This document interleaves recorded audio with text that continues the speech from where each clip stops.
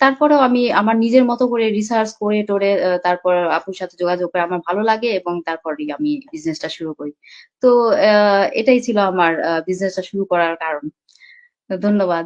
Thank you so much আপু, খুব সুন্দর করে বিজনেস জার্নিটা এক্সপ্লেন করলেন। আসলেই আমরা কিন্তু প্রত্যেকেই একটা নির্দিষ্ট কারণে, একটা সিচুয়েশনের উপর দিয়ে যখন আমরা পার হয়েছি, তখনই কিন্তু একটা নতুন কিছু করার চেষ্টা বা ইচ্ছা আমাদের মধ্যে জাগ্রত হয়েছে, তখন আমরা এভাবে কিন্তু বিজনেসে আমরা আসছি, তাই না? তো যাই হোক, থ্যাংক ইউ। এখন চলে যাব আমাদের আরেকটা আপুর কাছে, ফারজানা খান আপু, ফ্রান্স থেকে। আপু, আপনার পরিচয়টা এবং বিজনেসে আসার জার্নিটা একটু আমাদের সাথে একটু শেয়ার করেন please. Thank you. Thank you আপু, আমাকে আপনার পেজ ইনভাইট করার জন্য। আমি ফারজানা খান, আমি ফ্রান্সে থাকি দীর্ঘ 9 বছর আমার ফ্যামিলির সাথে। আর আমি একটা জব